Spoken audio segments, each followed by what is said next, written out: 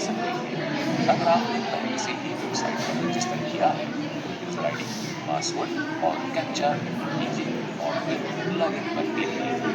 दूसरी तरफ अगर आप एक नए यूजर हैं तो आपका अकाउंट तैयार करने के लिए जनरल पब्लिक साइन अप पर क्लिक कीजिए। स्टार चिन्हित स्थान अनिवार्य है।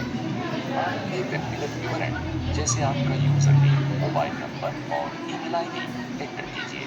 आगे घटना जहां घटित हुई उस स्थान को एंटर कीजिए। स्क्रीन पर दिखाई दे रहे कैरेक्टर्स को वैसे ही एंटर कीजिए और रजिस्टर पर क्लिक कीजिए। अनिवार्य विवरणों के सफलतापूर्वक एंटर होने पर आपको रजिस्टर करने के लिए धन्यवाद का संदेश आता है और आपका यूजर आईडी सक्रिय करने के लिए आपसे आपका ईमेल चेक करने के लिए कहा जाता है।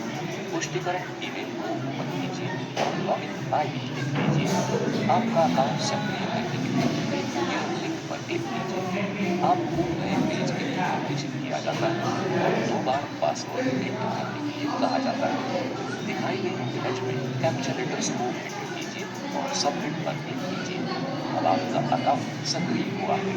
यूजर लॉगिन सेक्शन में आपका यूजर नेम और पासवर्ड एंटर करके लॉगिन कीजिए। कैप्चा कोड एंटर कीजिए और लॉगिन बटन पर क्लिक कीजिए।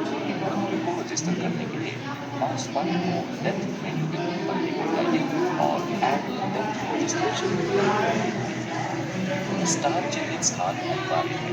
रजिस्टर किए जा रहे प्रक्रिया की घटना के फॉर्म नंबर यदि कोई है तो उसको एंटर कीजिए या आगे वैसे ही खाली रखिए।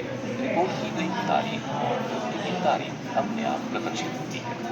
मृतक व्यक्ति से संबंधित जानकारी को एंटर करने के लिए आपसे कहा जाता है जैसे कि नाम, लिंग, आयु आदि।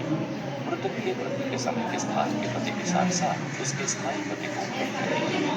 मृत्यु के स्थान को सिलेक्ट कीजिए और पते के विवरणों को एंटर कीजिए। घटना की सूचना देने वाले व्यक्ति अर्थात घटना को रजिस्टर करने वाला व्यक्ति के बारे में भी जानकारी एंटर कीजिए और सेव पर क्लिक कीजिए। इस सेक्शन में मृतक के शहर या गांव को एंटर कीजिए और उसके धर्म और व्यवसाय को एंटर कीजिए। अन्य आवश्यक जानकारी को एंटर कीजिए। फिर रिपोर्ट फॉर्म की दूसरी कॉपी अपलोड कीजिए। प्रदान किए गए टेक्स्ट एरिया में यदि कोई रिमार्क है तो वो एंटर कीजिए और सेव पर क्लिक कीजिए।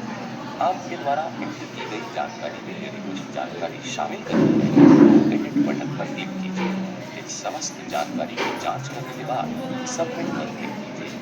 ऐसा करने से रजिस्ट्रेशन स्थायी होता है और संबंधित क्रमांक निर्माण होता है।